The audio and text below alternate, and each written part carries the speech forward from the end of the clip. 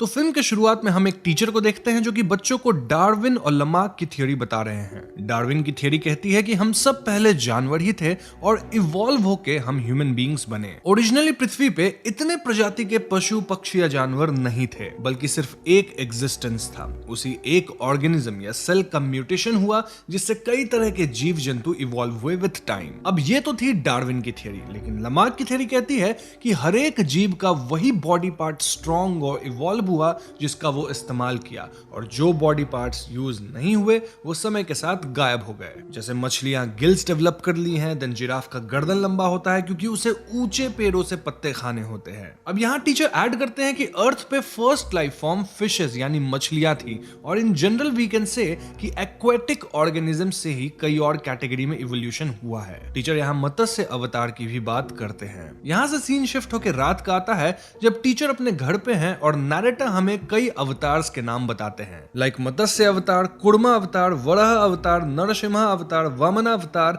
Then lord Parashuram, lord Rama, lord Krishna, lord Buddha and कल्कि अवतार। कहीं ना कहीं डार्विन की थ्योरी भी इन एंशिएंट सिंबलिज्म से मैच खाती है। यहाँ हमें इन सारी अवतार की डिटेल्स दी जाती है। वहीं स्क्रीन पे हम टीचर को देखते हैं जो कि कुछ तो स्मोक करता है, जिसके बाद वो बाहर जाके खुदाई शुरू करता है। इतना ही नहीं, टीचर के फेस पे अब हम एक मछली वाला मास्क देख पाते हैं जो कि ऑफ कोर्स मत्स्य अवतार का डिपिक्शन था। टीचर वहां अजीब तरह से मूव करता है, इनफैक्ट वो खुद के ही शरीर को वहां पड़ा हुआ पाता है। एट द सेम टाइम हम व्यूअर्स हवा में कई औरतों को लेविटेट करते पाते हैं। इसके बाद हमें फिश के कुछ शॉट्स देखने को मिलते हैं एंड देन ह्यूमंस के भी कुछ शॉट्स दिखते हैं जो कि फिश वाला मास्क पहने हुए थे। इन्हीं शॉट्स के बीच नैरेटर हमें नरकासुर के बारे में बताते हैं। तो विष्णु पुराण और ब्रह्मा पुराण के हिसाब से नरकासुर पृथ्वी देवी का प्रिय पुत्र था। कालिका पुराण और कुछ अन्य धार्मिक ग्रंथों में यहाँ तक कहा गया है कि उसके पिता विष्णु के वराह अवतार थे। पृथ्वी देवी ने भगवान वराह से एक पुत्र प्राप्त करने की प्रार्थना की थी और वराह अवतार के आशीर्वाद से बच्चा देवी के गर्भ में पैदा हुआ। जनक जो कि विदेह के राजा थे, उन्होंने उस बच्चे को कंकालों के ढेर के भीतर गहराई में दफन पाया था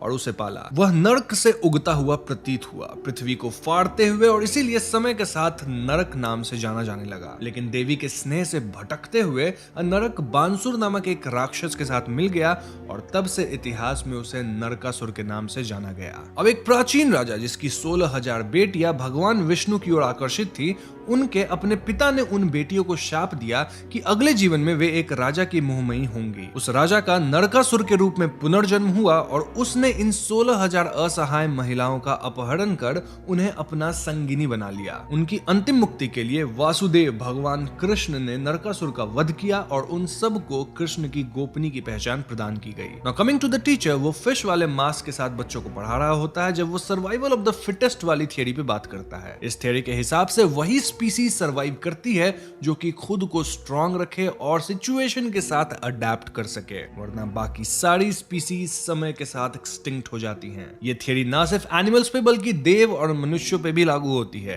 अब उस रात टीचर अगेन स्मोक करके खुदाई करता है और आज वो बंदर का मास्क पहने हुए था। उसकी हरकतें भी एक बंदर के समान थी और वहां हवा में अगेन हम कई औरतों को लेविटेट करते पाते हैं। इनफैक्ट इस बंदर वाले मास्क में कई औरतें भी उसके साथ अजीब तरह से मूव कर रही थी। यहाँ नैरेटर हमें फिर से नरकासुर की कहानी थोड़ा बताने लगता है। तो नरकासुर अपने घमंड में चूर था और ऐसे में वो नीड्स और डिजायर्स में अंतर नहीं समझा। नीड्स वो जिसकी जरूरत आपको है और डिजायर वो जिसकी जरूरत नहीं, बल्कि आप उसको प्राप्त करना चाहते हैं किसी भी तरह। तो हाँ, नरकासुर का जो प्राइड था वही उसका सबसे बड़ा दुश्मन बनने वाला था। यहाँ विजुअल्स के थ्रू हमें नरकासुर के कंट्रोल को दिखाया जाता है, स्पेशली ऑन दो 16,000 वुमेन। अगेन सीन टीचर पे आती है जो अब बच्चों को हर्बीवोरस और कार्निवोरस एनिमल्स के बारे में बता रहे होते हैं। वो यहाँ बंदर वाला मास्क पहने हुए थे और अब तक आप समझ ही गए होंगे कि आज रात टीचर जिस नेक्स्ट इवोल्यूशन को डिपिक्ट करेंगे वो एक एनिमल का होगा। उस रात स्मोक करने के बाद हम टीचर पे शेर का मास्क देखते हैं, यानी कि एक कार्निवोरस एनिमल। एंड अगेन वो इंसान अजीब वे में मूव करता है। नैरेटर फिर से कहानी कंटिन्यू करता है जहां हमें नरकासुर के बारे में और जानने को मिलता है। तो असीम शक्ति से प्रेरित होकर नरकासुर ने समय की सीमाओं पे विजय प्राप्ति की। उसने एक के बाद एक साम्राज्य पे अनवरत विजय प्राप्त की। फिर फिर उसकी लालची नजरें स्वर्ग के राज्य पर पड़ी। यहाँ तक कि स्वर्ग के राजा इंद्रदेव भी भगवान विष्णु के अविजय पुत्र से राहत नहीं पा सके। नरकासुर ने स्वर्ग को जीत लिया, उसकी शक्ति और नियंत्रण को अपने मजबूत कब्जे में कर लिया। इस दुष्ट राक्षस ने देवी अदिति की बालियां चुराने की भी हिम्मत की। नरकासुर मां कामाख्या के प्रति आसक्त हो गया था। वासना और इच्छा ने उसे जकड़ लिया और उसे एक अनिश्चित समय की ओर ले गई। कुछ संस्कृतियों का मानना है कि जब नरकासुर शक्ति और अहंकार से मदहोश होकर अदिति की बालियां चुरा लेता है और तबाही मचाता है, तो अदिति इस घृणित कृत्य को विष्णु के सामने प्रकट करती हैं। इसके अनुसार विष्णु भगवान सत्यभामा के साथ मिलकर आस्था की रक्षा करते हैं और नरकासुर के पाप को समाप्त करने के लिए नरकासुर पे आक्रमण करते हैं। अंततः उसे नष्ट कर समय के अभिलेखों को शुद्ध कर देते हैं। नरकासुर को आखिरी क्षण में ही यह एहसास हुआ कि सत्यभामा भूदेवी की अवतार थी। अपने कृत्य को स्वीकार करते हुए नरकासुर ने सत्यभामा से एक वरदान की याचना की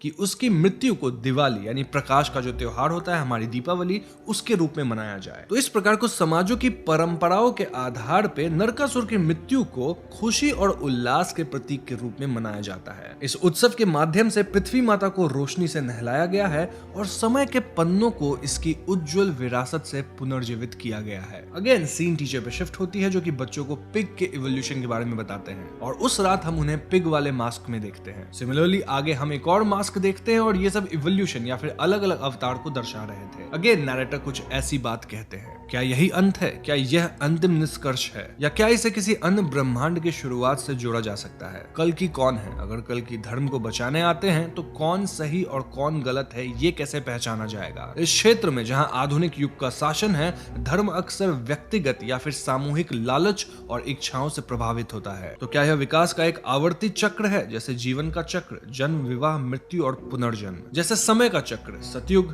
त्रेता युग, द्वापर युग और फिर कलयुग? क्या हम इस अंत को एक नई शुरुआत के संकेत के रूप में देख सकते हैं? इस पॉइंट पे हम मास्क्ड मैन को कपड़ा उतार के कूदते देखते हैं, जिसके बाद इस ब्लैक एंड व्हाइट मूवी में एक कलर ट्रांजिशन आती है। हम यहाँ पटाखे फूटते देखते हैं, देन कलर्ड मास्क देखते हैं एंड फाइनली बच्चों को भी देखते हैं जो कि खुश थे। इन्हीं बच्चों के बीच एक नरकासुर का मास्क पहना हुआ बच्चा भी था। यहीं पे फिल्म खत्म हो जाती है। अब दोस्तों मुझे पता है कि यहाँ आपके मन में कई सवाल आ रहे होंगे कि आखिर फिल्म में हो क्या रहा था और हमें क्या दिखाने की कोशिश करी गई है। वेल, मैं एकदम शॉर्ट में आपको चीजें समझाने की कोशिश करूंगा। अगर आप डिटेल में इन चीजों को समझना चाहते हैं तो आप फिल्म देखिए, देन गूगल आपको करना होगा खुद से हमारी हिस्ट्री के बारे में, तभी आप कनेक्शन ढूंढ पाएंगे। So as I said before, ये एक आर्ट स्टाइल मूवी है जहां हमें कैप्टिवेटिंग विजुअल्स, हिस्ट्री और साइंस सबको मिला के एक थियरी बताई गई है। थियरी यहाँ सिंपल इवोल्यूशन की है कि कैसे इस पृथ्वी के हर एक जीव जंतु समय के साथ इवॉल्व हुए हैं। यही वजह है कि हम ह्यूमंस के अंदर आज भी एनिमल इंस्टिंक्ट्स हैं और ये प्राइमल एनर्जी हर एक इंसान में है। फॉर एग्जांपल, टीचर को हम अलग अलग अवतार में देख पाते हैं और वो हमेशा स्मोक करके